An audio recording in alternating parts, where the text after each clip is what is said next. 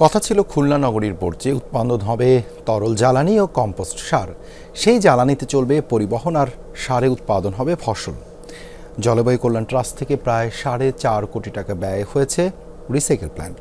কাজ সম্পন্নের 2 বছর পরেও প্ল্যান্ট চালু না হয় নষ্ট হচ্ছে যন্ত্রপাতি, অরক্ষিত অবস্থায় থাকার কারণে চুরি হচ্ছে মেশিনের যন্ত্রাংশ। পরিবেশ অধিদপ্তরের এই প্রকল্পে অনিয়ম দুর্নীতির অভিযোগ খুলনা সিটি কর্পোরেশনের। দুর্নীতির অভিযোগ তদন্ত শেষে ব্যবস্থা নেওয়ার দাবি স্থানীয়দের। নতুন ব্লেন্ডে আরো রিচ অ্যারোমায় সেলন ফ্যামিলি ব্লেন্ড টে। 3R recycle, reduce and reuse এমন দুর্দান্ত কনসেপ্ট নিয়ে খুলনায় আসে পরিবেশ অধিদপ্তরের বর্জ্য রিসাইক্লিং প্রজেক্ট।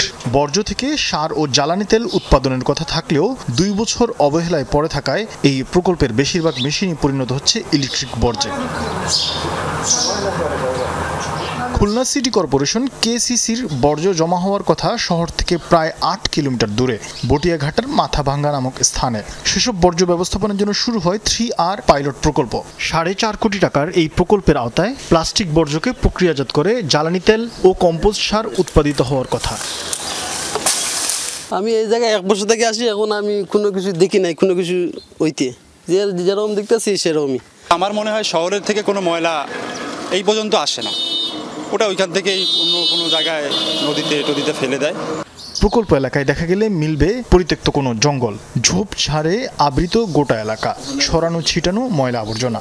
যন্ত্রপাতিগুলো আদৌ চলবে কিনা জানা নেই কারো। চুরি হয়েছে দামি মালামাল।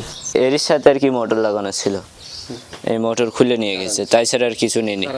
প্রকল্পের কাজ শেষ হয়েছে 2023 সালের জুনে। পরিবেশ অধিদপ্তরের কর্মকর্তা জানালেন, প্রকল্প সম্পন্ন হওয়ার পর খুলনা সিটি কর্পোরেশনকে কয়েক দফা চিঠি দেওয়া হলেও তারা বুঝে নেয়নি। এই প্রজেক্ট যখন প্রথম ফর্মুলেশন হয় তখন হয়তো ফর্মুলেশন ছিল এরকম প্রজেক্ট হচ্ছে বিল্ড আপ করা হবে, বিল্ড আপ করা হচ্ছে ফর্মুলেশন অ্যাট দ্য এন্ড হচ্ছে সিটি কর্পোরেশনের কাছে হ্যান্ড ওভার হবে।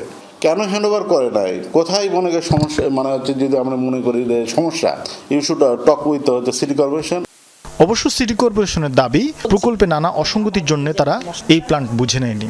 তাকে তো ফাইনাল আউটপুট আমাকে দেখাতে হবে, তো ফাইনাল আউটপুটের আগেই মানে তারা ওইটা দেখাতে সক্ষম হয়নি। তদন্ত কমিটির যে রিপোর্ট, সেই রিপোর্টেই অনেকগুলো অসংসম্পূর্ণতা পাওয়া গিয়েছে। প্রকল্পে গাফলতি থাকলে তা সংশোধন করে দ্রুত এই প্ল্যান্ট চালুর দাবি স্থানীয়দের।